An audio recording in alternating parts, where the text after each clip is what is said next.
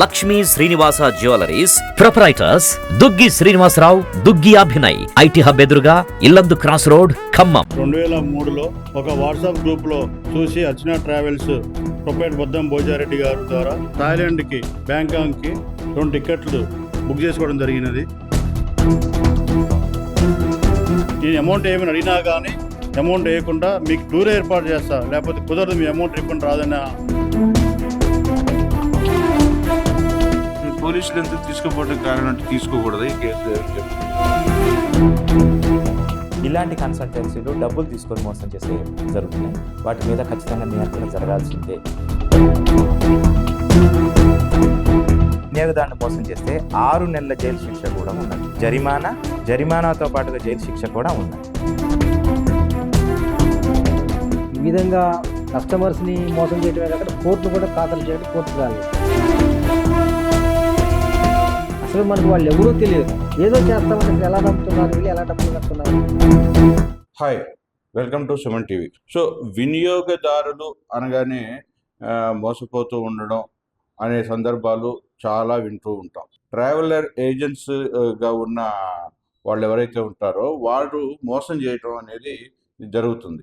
ఈ జరిగే క్రమంలో అప్పిరెడ్డి గారు ఆ కన్జ్యూమర్ ఫారంలో అతనికి జరిగిన అన్యాయాన్ని కోర్టు ద్వారా పరిష్కరించుకొని న్యాయం జరిగేలాగా చేసుకోవడం జరిగింది. సో ప్రతి కన్జ్యూమర్ కూడా ఇలా ఆలోచించడం అనేది మంచి పరిణామం. సో ఈ క్రమంలో అప్పిరెడ్డి గారు ఏం చెప్తారు, అసలు అతనికి జరిగిన కన్జ్యూమర్గా అతనికి జరిగిన అన్యాయం ఏంటి, ఆ ట్రావెలర్స్ ఎవరు, ఆ ట్రావెలర్స్ ఏజెంట్స్ ఏం చేశారు, అతనికి ఎలా మోసం చేశారనే విషయాన్ని మనం అప్పిరెడ్డి గారి మాటల్లో విందాం. నమస్తే సార్. నమస్తే అండి. సార్, ముందుగా మీకు కంగ్రాచులేషన్స్. Thank you. మీరు ఒక కన్జ్యూమర్గా ఒక కోర్టులో వేసిన కేసుని గెలిచి మీ హక్కుని సాధించుకున్నారు. సో ఈ క్రమంలో భాగంగా అసలు ఏం జరిగింది, ఆ పూర్తి వివరాలని మనకు తెలియజేయండి.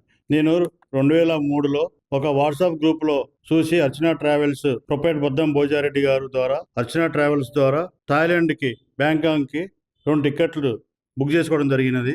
అదే క్రమంలో బొద్దం భోజారెడ్డి గారు 2023 ఏప్రిల్ టూర్ ఏర్పాటు చేస్తాను అమౌంట్ తీసుకోవడం జరిగింది. ఫస్ట్ అమౌంట్ తీసుకొని ఏప్రిల్ టూర్ ఉందని చెప్పేసి చెప్పడం జరిగింది. కానీ ఏప్రిల్ టూర్ ఏర్పాటు చేయలేదు. ఆయన ఎమ్మటే అదే విధంగా ఆయనకి కాల్ చేస్తూ మెసేజ్లు పెడుతూ ఆయన ఎమ్మడబడతా ఉంటే అక్టోబర్, నవంబర్లో మళ్ళీ టూర్ ఉందని చెప్పేసి మళ్ళీ అక్టోబర్లో అమౌంట్ తీసుకొని మళ్ళీ అదే పేదగా కాలయాపన చేస్తూ 2024 ఏప్రిల్లో కూడా మళ్ళీ అమౌంట్ వేయించుకున్నాడు.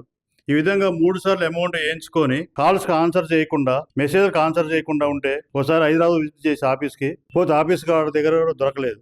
లాస్ట్కి ఆయన మీద విసిగి వేసారి మన కన్జ్యూమర్ కోర్టులో అడ్వకేట్ నరేంద్ర స్వరూప్ గారిని, అడ్వకేట్ మల్లంపాటి అప్పారావు గారిని సంప్రదించగా కన్జ్యూమర్ ఫోరంలో కోర్టులో ఫైల్ చేసినారు. నాకు అనుకూలంగా తీర్పు రావడం వల్ల అడ్వకేట్స్కి ధన్యవాదాలు తెలియజేస్తున్నాను. ఇదే విధంగా ఎవరు కూడా నాలాగా కన్జ్యూమర్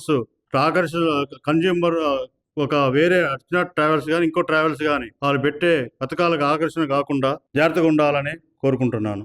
2023లో మొదటిసారిగా బ్యాంకాక్ వెళ్ళడానికి మీరు, మీ సతీమణి ఇద్దరు కూడా బుక్ చేసుకున్నారు.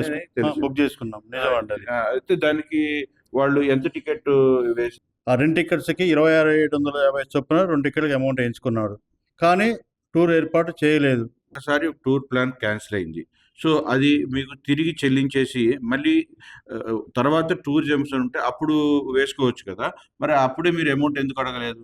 నేను అమౌంట్ అడుగుతూనే ఉన్నాను, కానీ అమౌంట్ రీఫండ్ చేయడం కుదరదు, మీరు ఎట్టి పరిస్థితుల్లో టూర్కి పోతేనే కుదురుతుంది అని చెప్పేసి నేను అమౌంట్ ఏమైనా అడిగినా కానీ అమౌంట్ వేయకుండా మీకు టూర్ ఏర్పాటు చేస్తా, లేకపోతే కుదరదు, మీ అమౌంట్ రిఫండ్ రాదని అలా చెప్పడం వల్ల మళ్ళీ 2వసారి అమౌంట్ వేయడం జరిగినది. సో మళ్ళీ 2వసారి అమౌంట్ వేశారు. 2వసారి అమౌంట్ వేయడానికి కారణం ఏంటి? ఇంకా అంతే, మళ్ళీ మంచి టూర్ ఉన్నది. ఈ టూర్ ఈసారి ఏ టూర్ అని చెప్పారు? ఎన్ని ప్యాకేజెస్? సేమ్ అదే. ఎందుకు అమౌంట్ పెంచాల్సి వచ్చింది? అంటే ఇప్పుడు కొంచెము టికెట్ రేట్స్ పెరిగాయి, ఫ్లైట్ టికెట్స్ పెరిగాయి, దీని మూలంగా పెంచుతున్నాము అని చెప్పడం వల్ల 2వసారి కూడా అమౌంట్ వేయడం. ఎంత పెంచాడు? 2 టికెట్లు కలిపి 9,450 వేస్తే టూర్ ఓకే అని చెప్పాడు. సరే, ఎట్లాగో ఇరుక్కున్నాం కాబట్టి ఎట్లా వెళ్ళొద్దామని ఆలోచనతో అమౌంట్ వేయడం జరిగింది. సో మీరు మోసపోతున్నాను అనేది ఎప్పుడు గ్రహించారు? ఇప్పటికీ ఆ సంస్థ నడుస్తుందా? అంటే నాకు మేలో అర్థమైపోయినది. ఇంకా మేలో నుంచి ఎన్ని మెసేజ్‌లు పెట్టినా, ఎన్ని కాల్స్ చేసినా గానీ తీయట్లేదు. ఇదేదో కొంచెము అనుమానంగా వచ్చేసి నేను ఆ కంపెనీ అడ్రస్‌కెళ్తే గాడ ఆ పాత అడ్రస్ ఇచ్చిన ఆఫీస్ లేదు. దానికి కాల్స్ ఎన్నోసార్లు కాల్ చేసినా గానీ కాల్ లిఫ్ట్ చేయట్లేదు. మెసేజ్ కూడా రిప్లై లేదు. అప్పుడు నాకు కొంచెం డౌటొచ్చేసి పోలీస్ స్టేషన్‌లో కలిస్తే, అప్పుడు మీరు పోలీస్ స్టేషన్‌లో గాదు, మీరు కన్జ్యూమర్ ఫోరంలో వేస్తే మీకు తొందరగా పరిష్కారం అయిద్దంటే, అప్పుడు నరేంద్ర స్వరూప్ గారిని కలవడం జరిగింది. పోలీసులు ఎందుకు తీసుకోపోవడానికి కారణం అంటే తీసుకోకూడదు ఈ కేసు కారణం ఏంటి అని చెప్పారు? అంటే చీటింగే కదా. చీటింగే గానీ మీకు తొందరగా పరిష్కారం అవుతది. కన్జ్యూమర్ ఫోరంకి పోతే అని చెప్పేసి వాళ్ళు సలహా ఇచ్చడం జరిగినది. సో ఎవరైనా సరే మనం మోసపోతున్నాము, నష్టపోతున్నాము అనే విషయంకి వచ్చినప్పుడు ఖచ్చితంగా మన హక్కులని, మన బాధ్యతల్ని గుర్తు తెచ్చుకొని సరైన లాయర్‌ని అప్రోచ్ అయ్యి అయితే న్యాయం జరుగుతుందని ఈ ఉదంతం మనకు తెలియజేస్తుంది.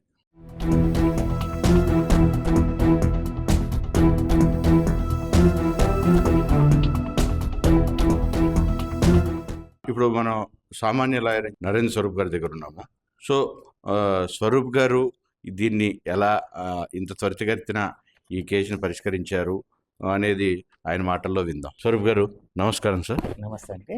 సుమన్ చెప్పండి సార్. ఇప్పుడు ముందుగా అయితే కంగ్రాచులేషన్స్. అలాగే త్వరగా కేసు పరిష్కరించడానికి గల కారణం, సో ఈ కేసు పూర్తి వివరాలు, దీన్ని ఎలా మీరు విజయం చేయడానికి అతనిచ్చిన సహకారం కానీ, మీరు ఇచ్చిన ప్రోత్సాహం కానీ ఎలా ఉంది? శ్రీ తుమ్మ అప్పిరెడ్డి గారని ఖమ్మం పట్టణానికి చాలా దగ్గరలో ఉన్న ధ్వంసలాపురం గ్రామంకు చెందినవారు.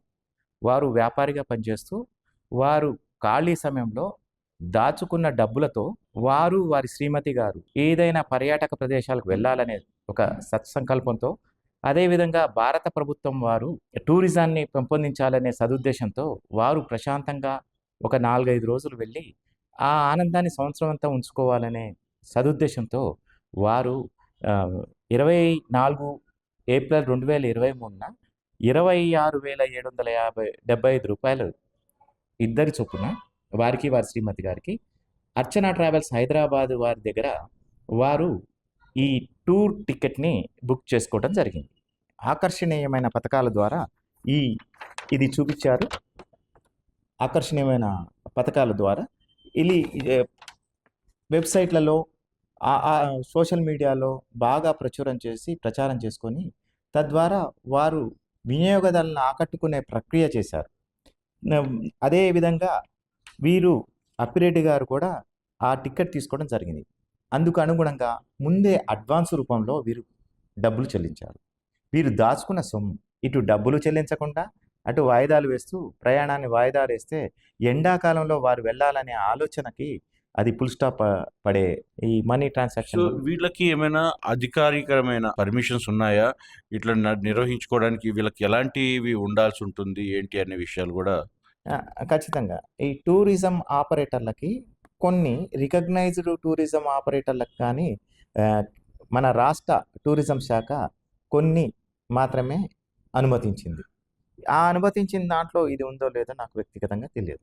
ఇలాంటి కుప్పలు తెప్పలుగా వెలుగులోకి వస్తున్నాయి. అలాగే ఎడ్యుకేషన్ విషయంలో కూడా ఎడ్యుకేషన్ సంస్థలు కూడా మేము ఇలా మీకు పలానా దేశంలో మీకు చదువులు చదివిస్తాము, మీకు సర్టిఫికెట్లు ఇప్పించే ప్రయత్నం చేస్తాము, ఇలాంటి కార్యక్రమాలు కూడా జరుగుతున్నాయి. అసలు వీటన్నిటి మీద ఇది ట్రావెల్సే కావచ్చు, ఇలాంటి ఏజెన్సీసే కావచ్చు, వీటిని ఎంతవరకు నమ్మొచ్చు? ఎగ్జాక్ట్లీ, మంచి ప్రశ్న అడిగారు. ఎందుకంటే విద్యార్థుల్ని మన దేశం నుంచి ఎక్కువ మంది విదేశాలకు వెళ్ళే ప్రయత్నం చేస్తున్నారు.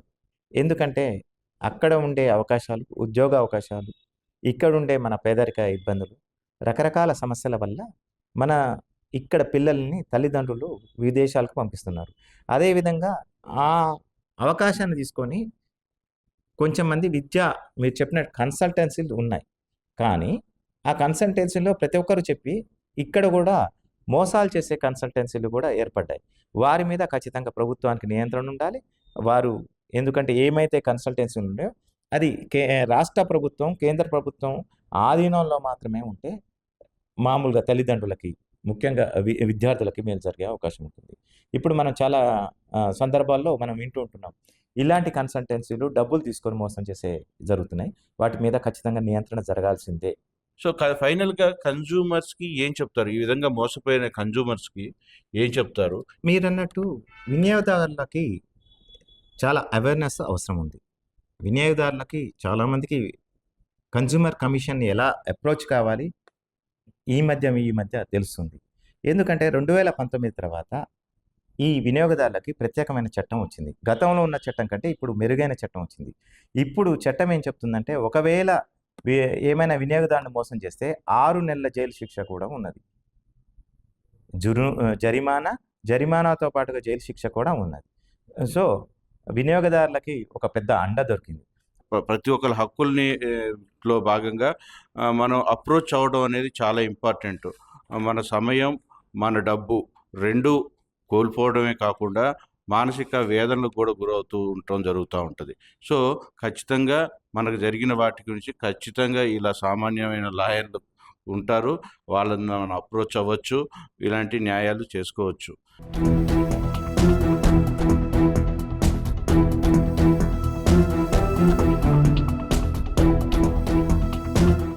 ఇప్పుడు మనం ఆన్లైన్లో అప్పారావు గారిని తీసుకోవడం జరిగింది. అప్పారావు గారి మాటల్లో పూర్తిగా అసలు ఏం జరిగింది, దానికి సంబంధించిన పూర్తి విషయాలు ఏంటి అనేది తెలుసుకొని ప్రయత్నం చేద్దాం. Sir, welcome to Suman TV. Apparao గారు నమస్కారం అండి. నమస్కారం. సో ఈ కేసు పూర్వాపరాలు అంటే ఇక్కడ ఏం జరిగింది, ప్రయాణికులు ఎవరు ఎలా బుక్ చేసుకున్నారు, ఏం జరిగిందని పూర్తి కథనాన్ని మాకు ప్రేక్షకులకు తెలియజేసే ప్రయత్నం చేయండి. ఇప్పుడు గత 2-3 దశాబ్దాల నుంచి సర్వీస్ రంగం బాగా విస్తరిస్తూ ఉంది ప్రపంచవ్యాప్తంగా. అందులో భాగంగానే కొంతమంది దళారులు రంగప్రవేశం చేసి హైదరాబాద్ అడ్డాగా బ్యాంకాక్లో దింపుతాము, అక్కడ నుంచి ఒక 4 రాత్రులు 5 పగళ్ళు వివిధ ప్రాంతాలు తిప్పుతామని ఒక ఆకర్షణీయమైన ప్రకటన విడుదల చేశారు. ఆ ఆకర్షణీయమైనటువంటి ప్రకటన మా క్లయింట్ అయినటువంటి తుమ్మ ఆపరేటర్ గారు చూసి వారిని సంప్రదించడం జరిగింది. ఆ యొక్క ట్రావెల్స్ వాళ్ళు పద్దం భోజారెడ్డి గారు అని హైదరాబాద్లో ఉంటారు. వారి యొక్క కంపెనీ ఉంది అర్చన ట్రావెల్స్ అని. వీరు వారిని సంప్రదించగానే మేము ఇచ్చినటువంటి ప్రకటన నమ్మండి, మీకు ఈ విధంగా మేము సకల సౌకర్యాలు ఏర్పాటు చేస్తామంటే మా వాళ్ళు మొదటి తప్పాక ఒకసారి వాళ్ళకి అమౌంట్ పే చేశారు. ఆ డబ్బులు తీసుకున్న తర్వాత 2024 ఫిబ్రవరి 23 తర్వాత వాళ్ళకి ఫోన్ ఎత్తడం మానేశారు. మానేసిన తర్వాత వీళ్ళు ఒకసారి వ్యక్తిగతంగా కూడా హైదరాబాద్ వాళ్ళ ఆఫీసుపై కన్సల్ట్ అయ్యారు. అక్కడ కూడా సమాధానం రాలేదు. వారు విసిగి వేసారి ఇక వినియోగదారుల ఫోరం దగ్గరికి వస్తే ఎలా బాగుంటుందని చెప్పేసి మమ్మల్ని సంప్రదిస్తే నేను మాకు సహచరుడు ఎక్కువ ప్రజల కేసులు ఎక్కువ వాదిస్తూ ఉంటారు, సామాన్య ప్రజల కేసు నరేంద్ర స్వరూప్ గారు మేము కలిసి వినియోగదారుల ఫోరం కేసు వేయడం జరిగింది. కేసు వేసిన తర్వాత కేసు పూర్వాపరాలు పరిశీలించి వినియోగదారుల ఫోరం నుంచి జడ్జి గారు వాళ్ళ సంబంధిత ఆ మోసగాళ్ళకి నోటీసులు పంపించారు. కోర్టు నుంచి నోటీసులు పంపించిన తర్వాత నోటీసులు తీసుకున్న తర్వాత కూడా వాళ్ళు ఈ విధంగా కస్టమర్స్ని మోసం చేయడమే కాకుండా కోర్టును కూడా ఖాతరు చేయడం, కోర్టుకు రాకపోయిన తర్వాత అయినా కూడా కోర్టు వారి కోసం 2 సార్లు వాయిదాలు వేసి ఆఖరిసరికి కేసు ఫైనల్ డిగ్రీ చేశారు. వాళ్ళు వినియోగదారుని అయినటువంటి మా క్లయింట్ని మోసం చేశారని డిగ్రీ ఏం చేశారంటే వారు తీసుకున్న డబ్బుల్ని తో పాటు 20,000 రూపాయలు కోర్టు ఖర్చుల కింద మా క్లయింట్కి చెల్లించమని కోర్టు వారు ఆర్డర్ వేశారు. కన్జ్యూమర్ కోర్టు దాకా వచ్చి దీనికంటూ ఒక వినియోగించుకోవాలని చెప్పి అనే విషయంలో మాత్రం చాలా అవేర్నెస్ తక్కువ ఉందని చెప్పుకోవచ్చు. దాని మీద మీరేమంటారు? భారతదేశంలో చట్టాల మీద అవగాహన తక్కువగా ఉంది మన ప్రజానీకానికి. వీళ్ళు ఎప్పటికప్పుడు కనీస చట్టాలు, వినియోగదారుల చట్టాలు, భారతీయ శిక్షా స్మృతి చట్టాలు, భారతీయ సాక్ష్య చట్టాలు కనీసం మినిమం తెలుసుకోవాల్సిన అవసరం ఉంది. తర్వాత సామాన్య ప్రజలు వాళ్ళకి ఏమైనా ఇబ్బందులు జరిగితే ముందుకు వాళ్ళకి సమీపంలో ఇలాంటి ప్రజలతో తిరిగే వ్యక్తుల్ని, తర్వాత ఇంకొంచెం అవగాహన ఉంటే సమీపంలో ఉంటే న్యాయవాదులను సంప్రదించి ఇలాంటి మోసాలకి ఎలా వాళ్ళని అడ్డుకట్ట వేయటం కానీ ఆ మోసగాళ్ళ బారి నుంచి న్యాయం ఎలా పొందాలన్న దాని మీద అవగాహన తీసుకుంటే సంబంధిత న్యాయ వ్యవస్థ దగ్గరికి పోతే బాగుంటుందని నా యొక్క ఆలోచన. మనం ఎవరైనా ఆ ఆకర్షణీయమైన పథకాలు వచ్చినాయి అంటేనే అందులో ఏదో మతలబు ఉన్నట్టు అర్థం అవుతుంది. అసలు మనకు వాళ్ళు ఎవరూ తెలియరు, ఏదో చేస్తామంటే అసలు ఎలా నమ్ముతున్నారు, వీళ్ళు ఎలా డబ్బులు కడుతున్నారు. కాబట్టి ముందుగా వినియోగదారుడు కూడా తెలుసుకోవాలి వాళ్ళు ఎలా ఏర్పాటు చేయగలుగుతున్నారు, వాళ్ళ యొక్క గత చరిత్ర ఏంటి, ఆ విధంగా తెలుసుకోవాల్సిన అవసరం ప్రతి వినియోగదారుడి మీద ఉన్నదని నా యొక్క భావన. Thank you sir, once again congratulations, thank you so much. ఇలాంటి సామాన్య లాయర్స్ అనేవాళ్ళు సామాన్యులకి మేము ఉన్నామనే ఒక ధైర్యాన్ని ఇవ్వడం అనేది ఒక గొప్ప విషయము. Thank you so much sir.